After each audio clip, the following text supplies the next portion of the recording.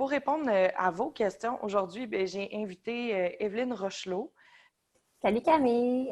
Oui, dans le fond, je m'appelle Evelyne, je suis thérapeute en réadaptation physique et je travaille chez Intergo, qui est une entreprise à Laval spécialisée dans la réadaptation au travail et aussi dans de la formation. Fait qu'ensemble, on va essayer de répondre là, à plusieurs questions qui nous ont été posées. Parfait. Donc, la première question qui m'est apparue, qu'on m'a posée, c'était par rapport à une capsulite, à savoir si une capsulite se guérit, mais avant que tu rentres dans le sujet de la capsulite, j'aimerais ça que tu nous expliques un petit peu les structures anatomiques de l'épaule qui sont reliées à ça, là, pour qu'on comprenne vraiment c'est quoi une capsulite. Fait qu'une capsulite, c'est une inflammation de la capsule. Fait que la capsule, c'est une enveloppe qui va envelopper l'articulation de l'épaule. Et dans le cas d'une capsulite, ça se trouve inflammé, donc ça devient très, très douloureux et ça limite énormément le mouvement. Tu demandais si ça se guérit. Fait que oui, ça se guérit, mais il faut être patient. Donc, ça peut être long. Ça peut prendre de 1 à 3 ans avant d'avoir un rétablissement complet. Mais oui, ça se guérit. Et puis, quelqu'un qui aurait une capsulite, est-ce qu'il y a des mouvements, comme quand on pense au yoga, par exemple, est-ce qu'il y a des mouvements qu'il faudrait ne pas faire ou au contraire faire suite à une capsulite, dépendamment du stade, j'imagine aussi? C'est de privilégier la mobilité aux étirements statiques. Donc, par exemple, qu'on serait dans une position de l'enfant et que ça nous causerait une douleur à l'épaule, une position qu'on va habituellement maintenir pendant quelques secondes. Donc, si ça, c'était douloureux, ça ne serait pas recommandé là, parce qu'en revenant de la posture, ça serait encore plus douloureux, puis on ne gagne pas à faire des exercices dans cette douleur-là. Fait qu'on veut vraiment plus y aller en mobilité, donc des mouvements actifs dans la limite de notre confort, mais ça va aider en fait de faire la mobilité.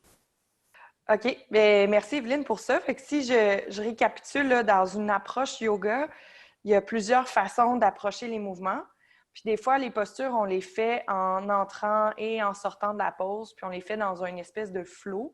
Fait que si je comprends bien, ce que tu dis, c'est peut-être ce genre de mouvement-là, ou même juste des mouvements doux qui ne s'apparentent pas tant que ça au yoga, mais juste bouger les bras, les lever, les abaisser.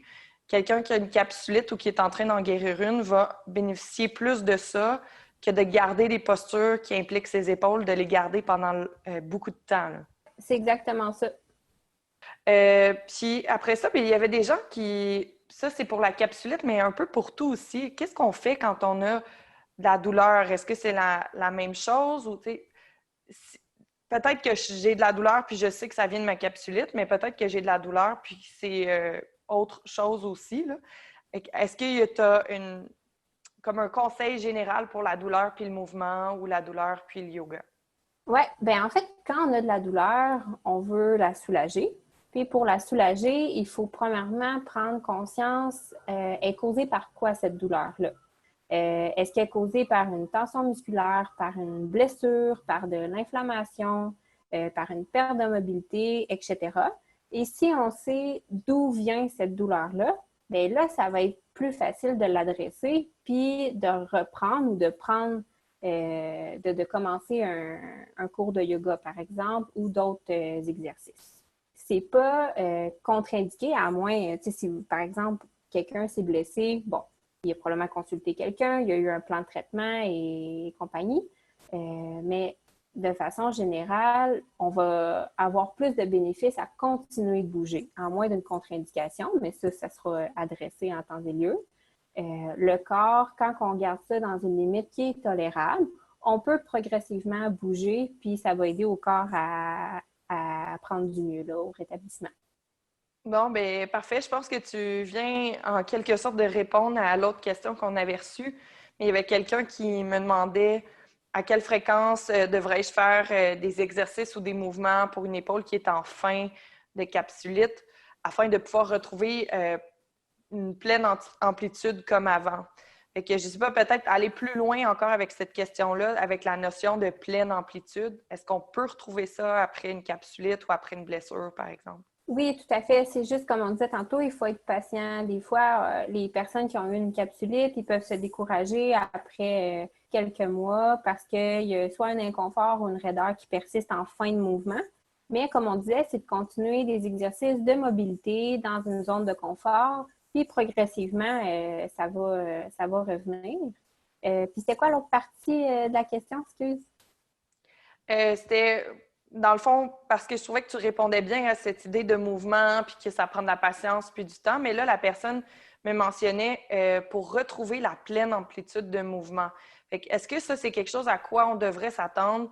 On s'est blessé, on a une capsulite, disons, on va prendre cet exemple-là, puis on aimerait ça retrouver notre épaule d'avant. Est-ce que c'est réaliste? Oui et non. Tu sais, ça dépend de l'historique, de la santé de la personne. Ça dépend aussi de l'épaule, comment elle était avant. Ça dépend de tellement de facteurs. Donc, tu sais, puis ça dépend aussi quand on parle, mettons, un manque de mouvement. Est-ce que c'est que l'épaule, elle bloque ici ou ici? C'est pas la même implication à un niveau fonctionnel. Donc, si la personne, ça semble bloquer à 100 degrés, bien ça, il faut que ça soit adressé un petit peu plus sérieusement. Mais si c'est seulement les derniers degrés, ça va venir avec le temps et avec, bon, exercice, mais aussi tous les mouvements qu'on fait dans notre vie quotidienne. Puis par rapport à la fréquence, donc si ça a vraiment été une capsulite diagnostiquée, il y a probablement un plan de traitement avec une fréquence plus élevée. Mais sinon, c'est juste de garder en tête qu'il faut bouger quotidiennement dans différents mouvements à chaque jour, en fait. L'autre, comme catégorie de questions que j'ai reçues, ça concernait beaucoup d'autres parties du corps. Donc, peut-être des gens qui ont des fois des sensibilités aux épaules, mais qui ont aussi des problèmes ailleurs dans leur corps, puis qui se demandent un peu l'interaction entre un et l'autre. La première question que j'avais par rapport à ça, c'est est-ce que les vertèbres cervicales, donc le cou, peuvent affecter les épaules et les bras, par exemple quand il y a de l'arthrose dans le cou? Oui, tout à fait. D'ailleurs, en physiothérapie, on va souvent voir ces deux régions-là ensemble. Fait que le cou, les épaules, ils vont avoir, par exemple, des muscles qui ont des attaches communes, là, comme le trapèze, par exemple, va avoir une attache en cervicale, une attache au niveau de l'épaule. Fait que oui, les deux peuvent s'affecter entre eux. Par exemple, si quelqu'un a une arthrose avancée, comme tu le disais, cette personne-là peut avoir de la douleur. Donc, par exemple, la posture elle peut être changée un petit peu, ça amène des tensions musculaires, donc des inconforts ici et là. Il peut avoir aussi, pour différentes raisons, des symptômes qui vont vers le bras, vers l'épaule. Donc, c'est comme ça que ça peut s'affecter, là, en gros. Ça peut comme rayonner dans la zone autour. Bien, est-ce que ça pourrait comme influencer encore plus loin? Fait que j'avais aussi une question à savoir si j'ai une mauvaise posture dans mes épaules, par exemple, est-ce que ça peut créer un déséquilibre dans les hanches? Ou même à l'inverse, est-ce que ma mauvaise posture de hanche pourrait venir déséquilibrer au niveau de mes épaules? Si c'est une posture qui est vraiment localisée aux épaules, fait que par exemple que j'aurais juste les épaules comme ça ou un léger enroulement, ça va pas vraiment affecter le dos ou le bassin. Mais si ma posture était vraiment affaissée, donc si toute la colonne est enroulée jusqu'au bassin, que ça fait une bascule, ben là, oui, ça va amener aussi une faiblesse un petit peu des abdominaux, une tension au niveau des pectoraux, une petite faiblesse en postérieur. Fait que là, c'est vraiment si on regarde la posture globalement, mais juste une petite affaire au niveau des épaules, plus ou moins. Parfait. Puis, ben, quand on parle d'épaule, ben, il y a souvent une épaule. C'est rare qu'on se blesse les deux épaules en même temps, même si ça l'arrive.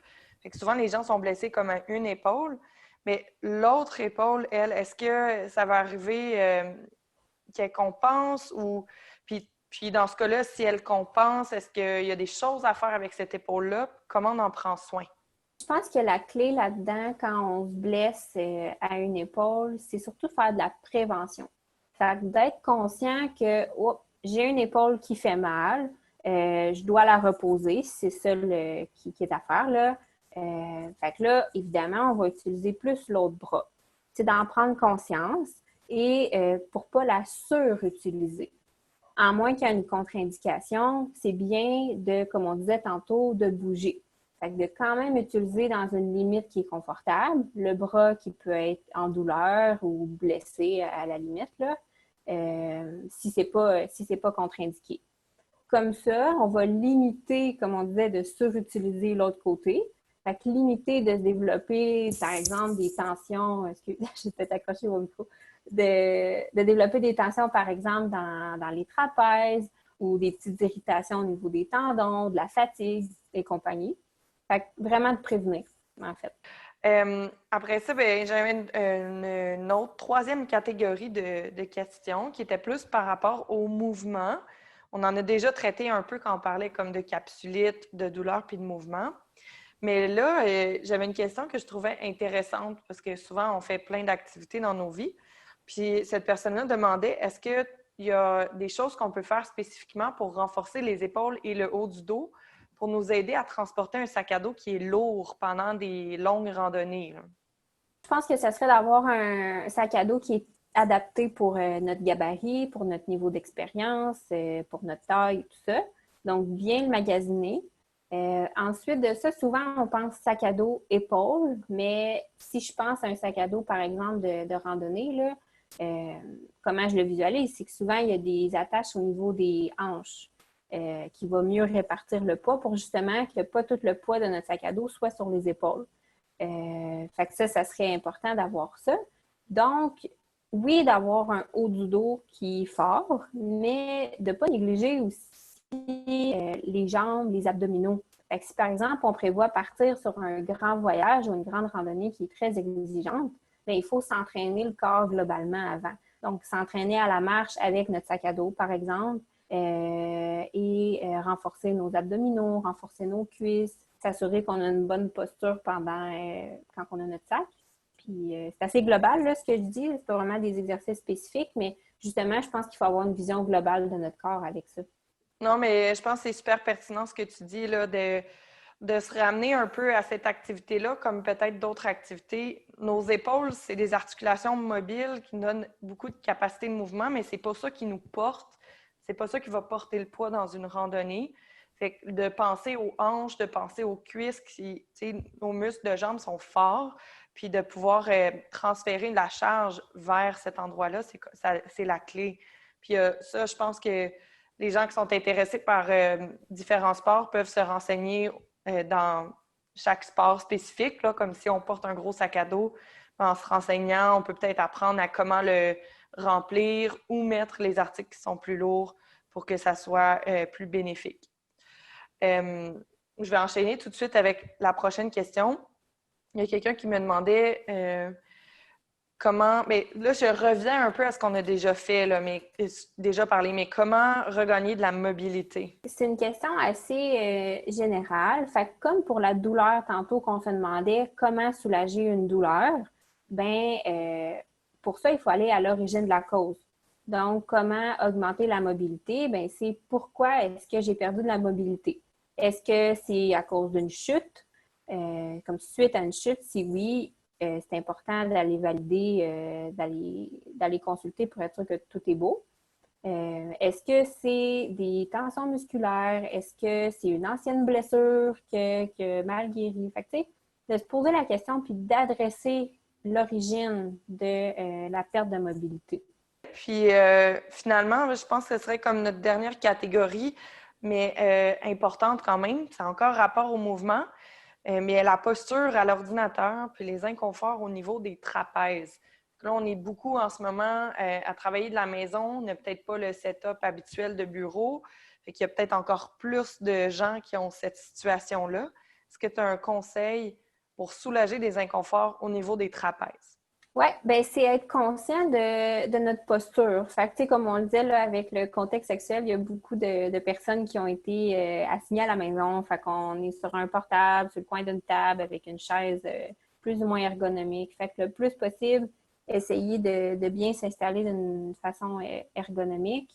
D'être conscient aussi de sa posture. Fait que, si mettons qu'on a un environnement qui est jugé ergonomique, Si, par exemple, pendant mon travail, je suis à l'ordinateur puis j'ai tendance à élever les épaules parce que je suis concentrée, je suis stressée, peu importe, ben ça va amener des tensions. Fait que d'être conscient, d'abaisser les épaules, de détendre les épaules.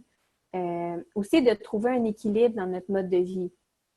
Donc, si je travaille à chaque jour assis à l'ordinateur, c'est important que les loisirs entre les heures de travail soient peut-être pas juste d'écouter la télévision, par exemple, ou d'être encore à l'ordinateur parce que là, on se ramasse toute la journée à être assis, ce qui peut amener des tensions dans le bas du dos, mais aussi jusque dans les trapèzes. Fait que trouver des activités sportives, la marche, la nage, peu importe. Puis des fois aussi, un petit peu de chaleur peut faire du bien là, sur les tensions. Puis je reviens à la partie ergonomie de bureau, là, justement sur le site web d'Intergo, dans la section là, nouvelle, il y a il y a des capsules sur l'ergonomie.